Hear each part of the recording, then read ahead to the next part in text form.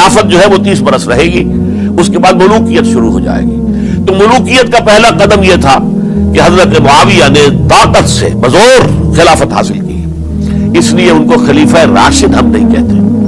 البتہ یہ ضرور ہے کہ ان کا دور بہت پرسکون دور تھا۔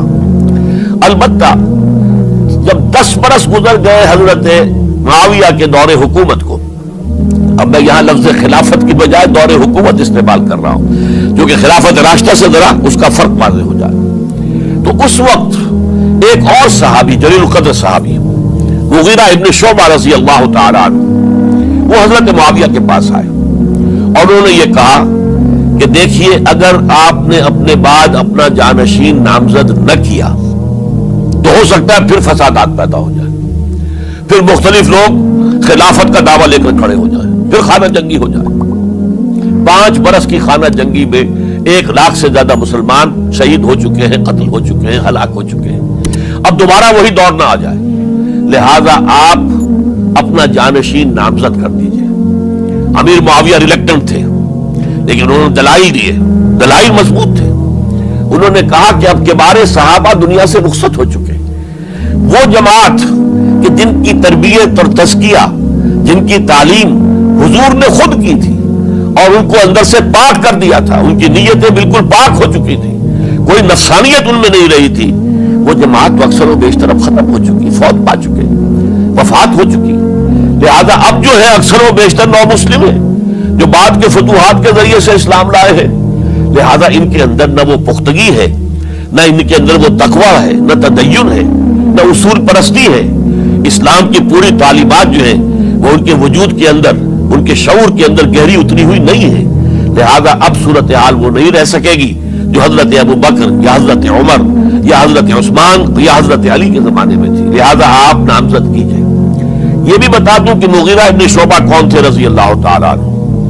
نمبر 1 یہ ہے کہ یہ اصحاب شجرہ میں شامل ہیں، جن 1400 یا 1800 افراد نے حضور سے بیعت کی تھی صلح حدیبیہ سے متصل قبل، اس درخت کے نیچے بیٹھ کر جس کے بارے میں سورہ فتح میں فرمایا گیا کہ لقد رضی اللہ عن المؤمنین اذ یبایعونک تحت الشجرہ، اللہ ان تمام اہل ایمان سے راضی ہو گیا جو ہے نبی صلی اللہ علیہ وسلم آپ کے دست مبارک پر بیعت کر رہے تھے اس درخت کے نیچے، ان میں سے موجود، ان میں یہ مغیرہ ابن شعبہ ہے۔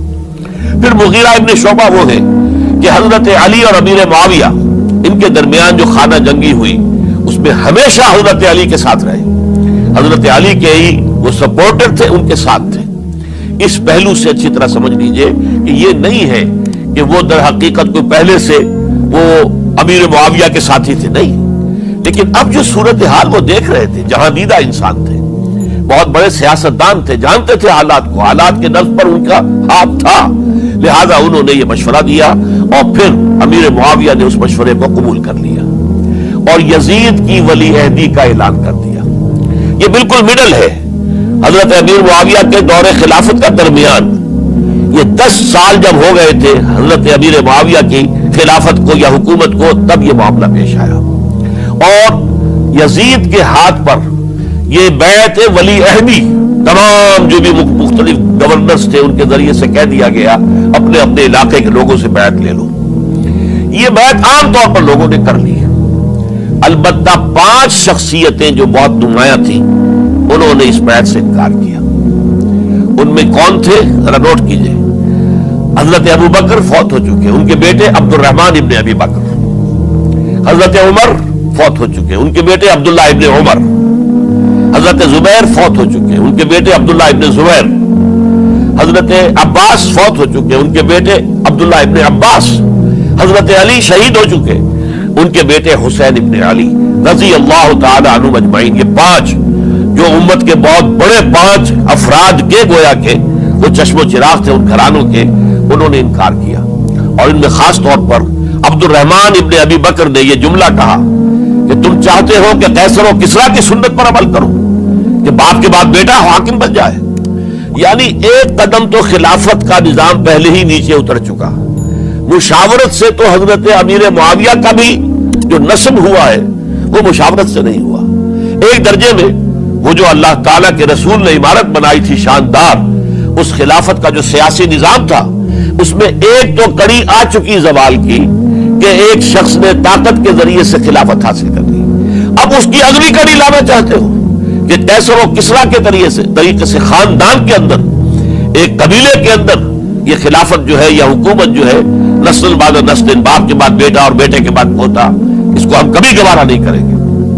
حضرت امیر معاویہ بہت دانشمند انسان تھے. انہوں نے ان پانچوں حضرات پر کوئی تشدد نہیں کیا، کوئی جبر نہیں کیا، بلکہ رہنے دیا. ٹھیک ہے، یہ بیعت نہیں کر رہے، ابھی تو بیعت ولی عہدی ہے، کوئی حرج نہیں. لہذا کوئی جھگڑا، کوئی اس وجہ سے کوئی فساد، اس بنا پر کوئی جنگ نہیں ہوئی. 10 سال گزر گئے، یعنی 10 سال تک یزید ولی عہد رہا ہے. 10 سال تک. اور اس سوائے ان 5 بڑی شخصیتوں کے جو پوری امت تھی، عوام الناس تھے، ان سب نے اسے قبول کیا. یہ صورتحال اب جب پیدا ہوئی جب حضرت امیر معاویہ کا انتقال ہو گیا، یہ سن 60 ہجری ہے. اب سوال پیدا ہوا کہ وہ ولی عہدی کی بیعت اب بیعت خلافت میں منتقل ہو جائے گی. لہذا پھر یہ ہوا کہ سب لوگوں سے، سب گورنروں کو لکھ دیا گیا تمام صوبوں کے اندر کہ اپنے اپنے لوگوں سے بیعت لے لو. ظاہر بات ہے کہ وہاں کوئی ریفرنڈم نہیں ہوتا تھا، کوئی ووٹ نہیں ہوتے تھے کہ اس کی پرچیاں ڈالی جا رہی ہوں، ایک ایک شخص سے رائے لینا نہیں ہوتی تھی، بلکہ اس وقت کی جمہوریت یہ تھی اور شورائیت یہ تھی کہ ڈفرنٹ کلینز ہیں، ڈفرنٹ فیملیز ہیں، ڈفرنٹ ٹرائبز ہیں، ان کے سردار، ان کے بڑے لوگ، ان کے اہم لوگ بیعت کر لیں تو گویا کہ سب کی بیعت ہو گئی. وہ ایک قبائلی نظام تھا اور اس میں یہ نہیں تھا نظام کے ووٹ بنے ہوئے ہوں اور اس کی پرچیاں ڈالی جا رہی ہوں. تو تمام عالم اسلام نے گویا کہ بیعت قبول کر لی اب یزید کی بحیثیت خلیفہ. اب وہ جو 5 آدمی تھے ان میں سے ایک فوت ہو چکے تھے، حضرت عبد الرحمن ابن ابی بکر رضی اللہ تعالی عنہما، دونوں فوت ہو گئے، لیکن باقی 4 رہ گئے. ان 4 کو نوٹ کیجئے، یہ بڑا سینسٹیو ایشو ہے جس پر میں اب گفتگو کر رہا ہوں. ان 4 میں کون ہے؟ عبداللہ ابن عباس، عمر میں سب سے بڑے وہ ہیں، اور ان کی شان یہ ہے کہ انہیں حبر الامہ کہا گیا ہے، امت کے سب سے بڑے عالم، اور قرآن مجید کے وہ سب سے پہلے مفسر ہیں.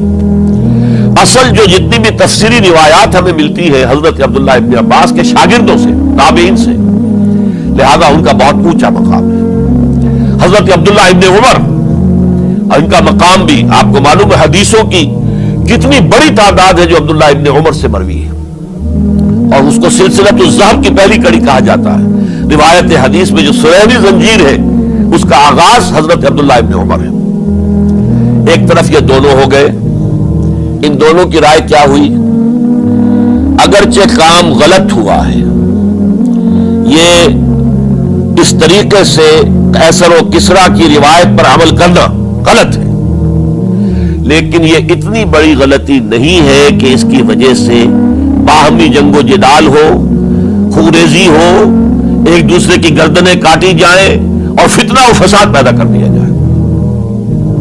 لہذا انہوں نے یزید کی بیعت کر لی. 2 حضرات رہ گئے، یہ نسبتاً نوجوان ہیں. ان دونوں کی پیدائش ہجرت کے بعد ہوئی ہے. ہجرت کے بعد پہلا بچہ جو مہاجرین میں پیدا ہوا ہے وہ عبداللہ ابن زبیر ہے. بلکہ کچھ عرصے تک مہاجرین میں جب کوئی پیدائش نہیں ہوئی تو وہ مکے مدینہ کے منافقین نے کہنا شروع کر دیا تھا کہ یہ یہاں کے کمزور ہو گئے، نامرد ہو گئے، ان کی اولاد اب چلے گی نہیں. تو عبداللہ ابن زبیر جب پیدا ہوئے، اور آپ کو معلوم ہونا چاہیے وہ حضرت ابوبکر صدیق کے نواسے ہیں، حضرت عائشہ صدیقہ کی ہمشیرہ حضرت اسماء کے بیٹے ہیں عبداللہ ابن زبیر. اور زبیر بہت شجاع، بہت ہی بہادر انسان تھے. تو عبداللہ ابن زبیر کے اندر بھی وہی کیفیات تھی. انہوں نے کہا نہیں، اس غلطی کو ہم برداشت نہیں کریں گے. خونریزی ہوتی ہے تو ہو، لیکن ہم اسلامی نظام کو نیچے اترتا ہوا نہیں دیکھ سکتے. جیسے کبھی حضرت ابو بکر نے فرمایا تھا، ایبدل الدین وانا حی، کیا دین میں ترمیم اور تنسیخ کر دی جائے گی؟